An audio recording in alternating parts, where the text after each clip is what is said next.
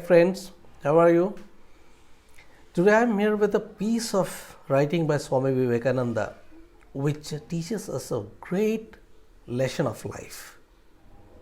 First, I will read out the text, and after reading it in English, I will point out the important points or essence of this particular piece of writing in Hindi so that everyone can understand. So, you all are welcome to the Cosmic Center for Learning English. This is Srivan sir, and I hope you will enjoy this motivational piece of writing, and you will take a great lesson of life from this. So please do listen. The miseries of the world cannot be cured by physical help only until man's nature changes. His physical needs will always arise, and miseries will always be felt, and no amount of physical help will remove them completely. The only solution of the problem is to make mankind pure. Ignorance is the mother of evil and of all the misery we see. Let men have light. Let them be pure and spiritually strong and educated. Then alone will misery cease in this world. We may convert every house in the country into a charitable asylum. We may fill the land with hospitals, but human misery will continue until man's character changes. Emphasis is on man's character. We read in the Bhagavad Gita again and again that we must all work incessantly. We cannot do any work which will not do some good somewhere. There cannot also be any work which will not cause some harm somewhere. Every work must necessarily be a mixture of good and evil. Yet we are commanded to work incessantly. Good and evil will both have their consequences. Good action will entail upon us good effect, and bad action bad. But good and bad both force fetters for the soul. Ultimately, we have to remove both of them. But by using one, we can remove another. The solution reached in the Gita in regard to this cramping influence of work is that if we do not attach ourselves to it, it will not hold our soul in bondage. This is the one central idea in the Gita. Work incessantly, but be not attached to it. To use the simile of a lake for the mind, no ripple or wave that rises in it dies out entirely, but it leaves a mark, and there is a possibility of that wave coming out again. This mark with the possibility of the wave reappearing is what is called samskara. Every work that we do, every movement of our body, every thought we think leaves such an impression on mind stuff, and even when the impressions are not obvious on the surface, they work in the subconscious region of the brain. What we are determined by every moment the sum total of these impressions on the mind. What I am just at this moment is the effect of the sum total of all the impressions of my past life. This is really what is meant by character. Each man's character is determined by the sum total of these impressions. If good impressions prevail, the character becomes good. If bad, it becomes bad. If a man continuously hears bad words, thinks bad thoughts, does bad acts, his mind will be full of bad impressions, and they will influence his thoughts and work without his being conscious of the fact. These bad impressions will always be working, and their resultant must be evil, and the man will be a bad man. He cannot help it. The sum total of the impressions in him will create a strong motive power for being or doing bad acts. He will be like a machine in the hands of his impressions, and they will force him to do evil. Similarly, if a man thinks good thoughts and does good work, the sum total of their impressions will be good, and this, in a similar manner, will force him to do good even in spite of himself.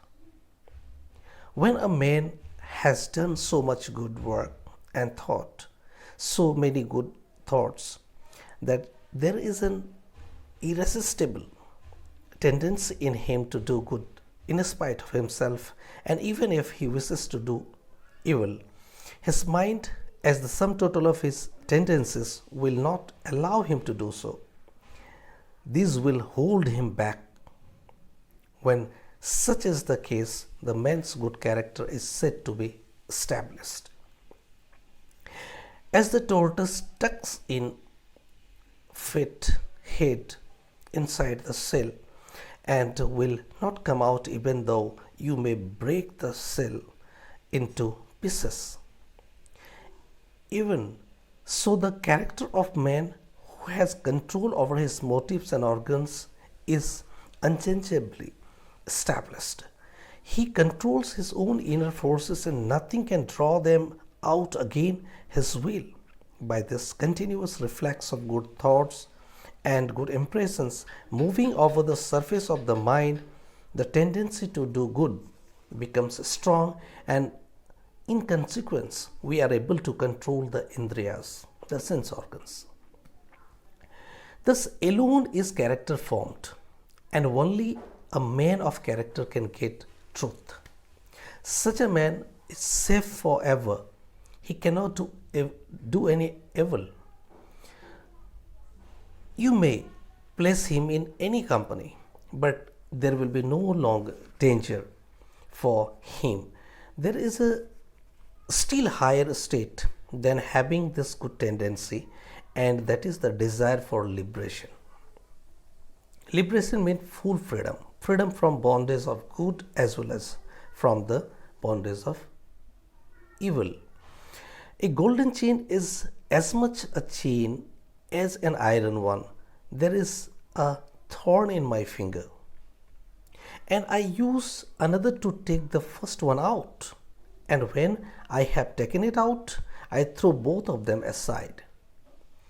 I have no necessity for keeping the second thorn, because it is a thorn after all. So, bad tendencies are to be countered or counteracted by good ones, and bad impressions on the mind should be removed by the fresh waves of good ones, until all that is evil almost disappears or is subdued and held in control in a corner of the mind. But after that, good tendencies also have to be removed. Thus, the attached becomes unattached. Work, but let not the action or the thought produce a deep impression on your mind. Let the ripples come and go.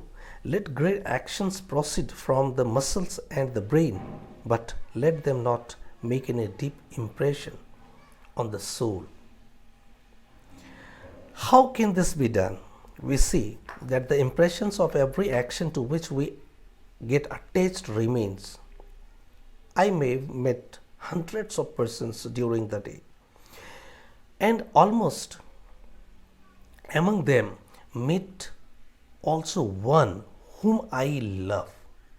But When I retire at night and try to think of all the faces, I saw only one face comes before the mind's eye, and the face which I saw perhaps only for 1 minute and which I loved.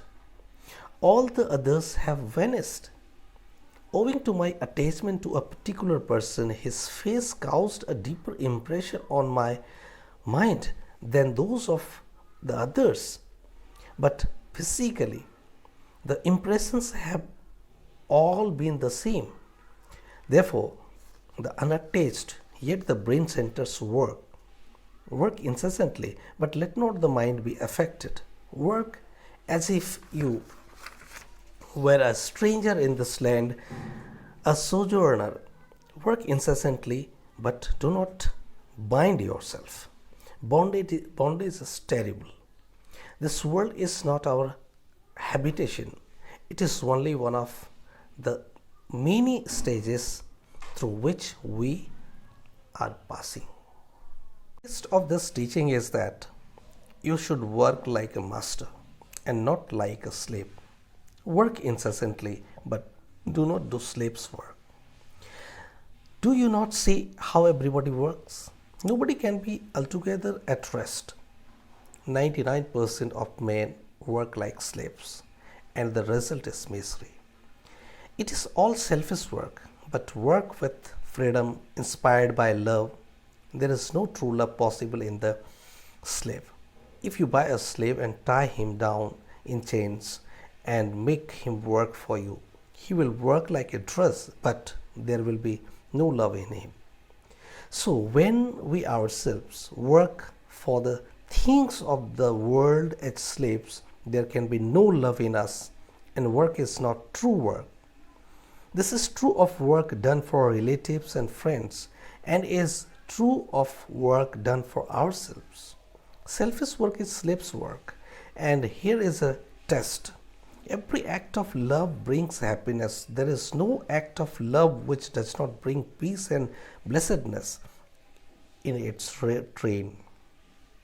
Real existence, real knowledge, and real love are eternally connected with one another.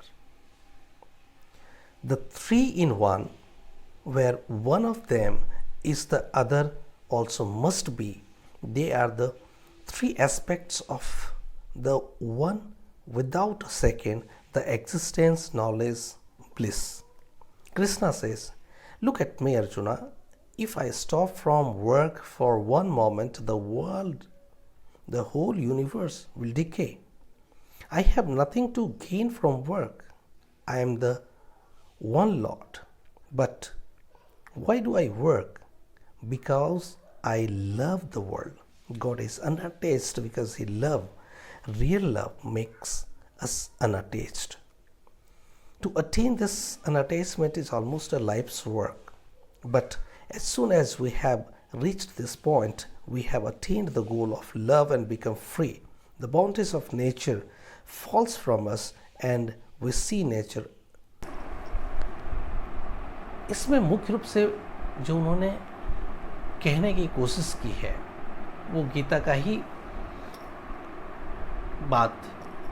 ही बात कही है उन्होंने कि हम जो कुछ भी करते हैं, अगर हम स्टूडेंट हैं, ठीक है, और हम पढ़ते हैं तो बहुत सारे हमारी मेमोरी में नहीं रहता। जानते हो क्यों नहीं रहता है? सोचने की बात नहीं है। मैं प्रैक्टिकल एक्सपीरियंस बता रहा हूँ कि when I was a student, जब मैं स्टूडेंट था और मैं पढ़ता था तो बहुत सारी बातें याद नहीं रहती थी, क्योंकि एक गोल था कि एग्ज़ाम में मैं लिख पाऊँ, मेरे दिमाग में रही। जितना वर्क नहीं करता था उससे ज़्यादा उसमें एक्सपेक्टेशन रहता कि दिमाग में मेरा आ जाए, मेरे मस्तिष्क में बैठ जाए, एग्ज़ाम में मैं लिख पाऊँ, भूलूँ नहीं। ये सारी बातें साथ में रहती हैं। लेकिन वही जब मैं पढ़ाने के लिए पढ़ने लगा, जब कोई प्रेशर नहीं है कि मैं एग्ज़ाम में लिखूं या दिमाग में रहे या ना रहे, तो बहुत कम समय में सारी बातें मस्तिष्क में स्टोर होना शुरू हो गया। ये मैंने प्रैक्टिकल अनुभव किया है। तो हम क्या होता है कि जो पढ़ रहे होते हैं, हमें ये सिर्फ ध्यान में रखना चाहिए कि मैं जो पढ़ रहा हूँ उसको ठीक से पढ़ रहा हूँ कि नहीं, ठीक से समझ पा रहा हूँ कि नहीं। मस्तिष्क में रहे ना रहे ये मेरा लुकआउट नहीं है, बाद में देखा जाएगा, नहीं रहेगा फिर दोबारा पढ़ लूँगा, मैं दोबारा पढ़ लूँगा, उसमें कोई परेशानी नहीं है। तो और दूसरी बात, एक अटैच्ड हमें नहीं होना, जिस काम को हम करते हैं उसके रिजल्ट से अटैच नहीं हो, क्योंकि रिजल्ट से जहाँ आप अटैच्ड हुए, आप फोकस आपका रिजल्ट पे चला जाता, तो आपके एक्शन में जो आपकी निष्ठा होनी चाहिए, जो उसमें जिस एनर्जी से आपको वहाँ फोकस करना चाहिए, आप नहीं कर पाते हो। रिजल्ट क्या होता है कि आप जैसे एक्सपेक्ट करते हो रिजल्ट वैसा नहीं होता है, फिर फ्रस्ट्रेशन वहाँ पे आता है। ठीक है, तो फ्रस्ट्रेशन से बचने के लिए क्या होता है कि हमें एक ऐसा नेचर डेवलप करना होगा कि हम सिर्फ करते हैं, वो हमारे कर्तव्य, दैट इज़ माई ड्यूटी। ठीक है, कि ये हमारा कर्तव्य है, इसलिए मैं सिर्फ करूँ, पढ़ना मेरा कर्तव्य है, सारे लेसन पढ़ जाऊँ, कोई पंक्ति ना छूटे, कोई वर्ड ना छूटे, समझ जाऊँ उसको ठीक से, बस पहले भाव हमारा यही होना चाहिए। रेस्ट आपको सोचना नहीं है, क्योंकि आप ये जानना चाहिए कि फिजिकली न्यूटन ने ये साबित कर दिखाया कि every action has equal and opposite reaction. तो ये कैसे हो सकता है कि अगर आप पढ़ेंगे और आपको हस्तगत ना हो, आपके मस्तिष्क में वो बातें ना आए, अगर आप बिल्कुल प्योर हो के, जिसमें कोई अटैचमेंट आपका नहीं हो उसके रिजल्ट के साथ आप वर्क कर रहे हो, तो निश्चित रूप से होगा। दूसरी बात ये है कि प्योरिटी चाहिए। तो अगर हम मस्तिष्क में विभिन्न तरह की बातें लाते हैं जो नेगेटिव होता है, जो किसी के लिए हार्मफुल होता है, तो अल्टीमेटली वो दूसरे को तत्काल आप हम पहुंचा सकते हैं, लेकिन वो जो इम्प्रेशन आपके ब्रेन पे जाता है वो एक आपके स्वभाव बन जाता है, नेचर बन जाता है। कल आप स्वाभाविक रूप से दुष्ट होंगे आप, क्योंकि आपकी वो टेंडेंसी हो जाएगी किसी को नुकसान पहुंचाने का।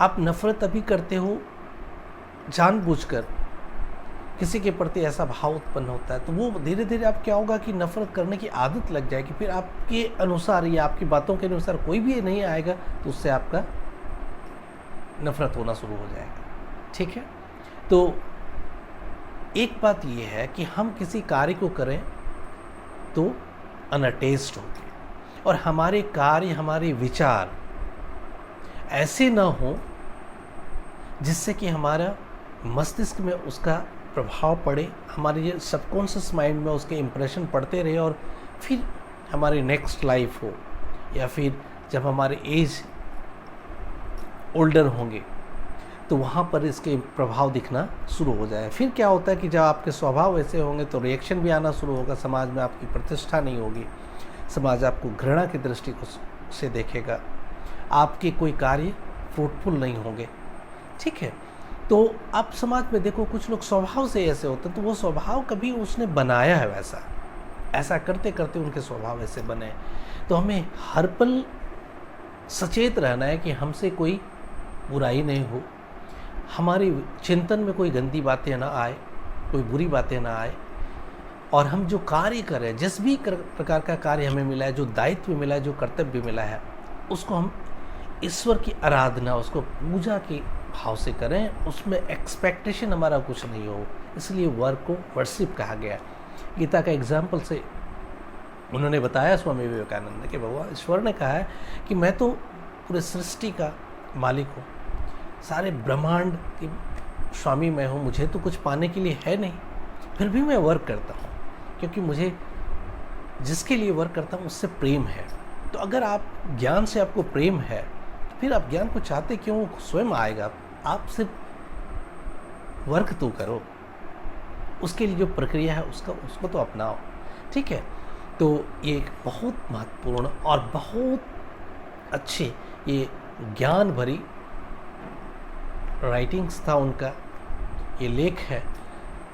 मुझे लगा कि मैंने कहा था कि प्रत्येक संडे को मैं आपके लिए कोई मोटिवेशनल, कोई अच्छी बात लेके आऊँगा, उसी के तहत आज मैं लेके आया था। आप इसको ध्यान से सुनेंगे और समझेंगे, जीवन में उतारेंगे, तो मैं उम्मीद करता हूँ कि आपके जीवन आनंददायक, सारे दुख हट जाएंगे। किसी प्रकार का फिजिकल जो आपको मदद बाह्य तौर पर मिलता है वो आपके दुख को दूर नहीं कर सकता है। आपके स्वभाव भी आपके दुख को दूर कर सकता है। क्योंकि जब आप किसी चीज़ से अटैच्ड होंगे और वो आपको नहीं मिलेगा, आपके अनुकूल नहीं होगा, तो वहाँ पीड़ा और बेइज्जती होगी। इसलिए हमें अटैच्ड होना ही नहीं है, क्योंकि वो हमारा डिसीजन नहीं है।